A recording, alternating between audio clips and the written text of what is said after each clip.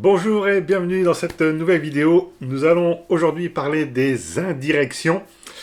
Alors, qu'est-ce que c'est qu'une indirection, Thierry? Bien, en fait, c'est d'utiliser par code une certaine syntaxe qui permet de modifier n'importe quel type de champ, sans connaître le nom du champ en question. Alors, j'ai fait une petite application toute bête avec une fenêtre. J'ai ici plusieurs zones de saisie que j'ai appelées 1, 2, 3, 4, 5, 6. Et quand je fais une sélection avec choix, ce que je veux, c'est que toutes les, toutes les zones de champ ici, enfin toutes les zones de saisie se mettent avec une couleur de fond jaune. Mais ceux que j'aurais sélectionnés, donc par exemple ici 1, enfin numéro 1, le 2 et le 4, je veux que ça soit dans une autre couleur. Alors, pour faire cette petite manipulation, j'ai besoin des indirections et également d'une fonction que vous n'avez peut-être pas encore utilisée, qui est la fonction énumère champ. Alors, le code que j'ai ici dans mon petit combo choix, c'est dans un premier temps celui-ci. Je détermine un entier que je paramètre à 2. Alors, pourquoi à 2? Parce qu'en fait, l'ordre comment dire, des indices ici dépend de l'ordre de création. Et alors si je vais dans fenêtre que j'affiche, où est-ce que c'est? Voilà, ma barre de navigation. Voilà. On voit que le second champ ici, c'est l'indice numéro 2.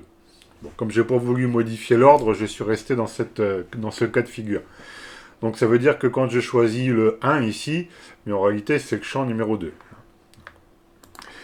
Alors ceci étant dit, une fois que j'ai initialisé une première variable, je récupère, grâce à la fonction énumère champ, le nom du champ en question. Donc dans les paramètres, eh bien, c'est la fenêtre et l'indice du champ que je veux récupérer. Donc ça veut dire qu'arrivé ici, S non champ 1 va contenir le premier nom de mon champ de saisie qui est, vous voyez, SAI 1. Donc là, je vais faire quoi? Je vais utiliser une indirection. Alors, je vais grossir un peu le code. Une indirection donc, se compose de deux accolades ouvrantes et fermantes. Et à l'intérieur, j'ai quoi? J'ai le nom d'un champ. Il faut que ce soit le nom d'un champ. Et derrière, j'ai une indication pour savoir ce que c'est. Alors, c'est pas obligatoire, mais quand on ne le met pas, en général, on a des warnings.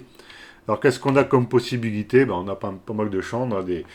On a une indirection sur les champs, sur une connexion, sur une fenêtre, sur des variables, etc. Donc, nous, c'est ça qu'on a. Une variable, enfin, un champ, pardon. Et derrière, j'ai plus qu'à rajouter ce que je veux faire, modifier. Donc, point, couleur de fond, ça va me dire, voilà. En fait, ce qu'il faut comprendre, c'est que ce qui se trouve dans les accolades, ça va être remplacé par SAI 1 dans un premier temps. Donc je vais mettre tout en jaune clair, là je fais une petite boucle pour ça.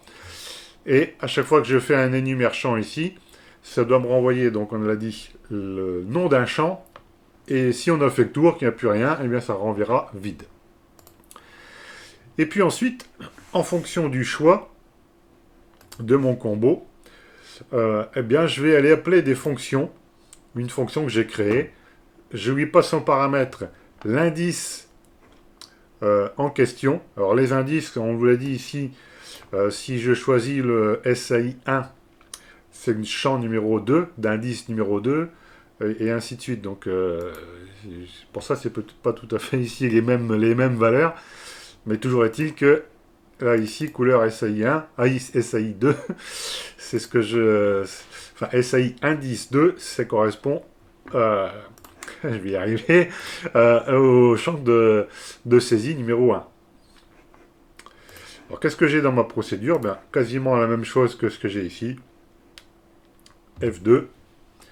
Je récupère le nom, le nom du champ grâce à son indice, toujours avec la fonction énumère champ. Et puis j'ai plus qu'à construire donc mon indirection avec ici l'affectation de la couleur de fond. Alors on va regarder si ça marche. Je fais un go sur la fenêtre. Donc je choisis le premier. 1, 2, 4.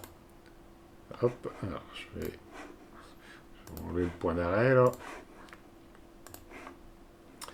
Donc il a bien remplacé la couleur du champ 1, de la SAI 2 et SAI 4. Et tout le reste, il l'a mis en jaune. Si je change, il change bien aussi. Et les derniers. Donc on voit que ça fonctionne bien. Alors ça fonctionne bien, sauf le dernier, je crois que j'ai oublié de changer des choses là. Ah, ça va être l'occasion. On veut le 2. Oui. Ah oui, c'est ici. Là, c'est le 5. Et ici, c'est le 7. Voilà, on va y arriver. Hop. Voilà, c'est bien ça. Numéro 2, le 4 et ici le 6.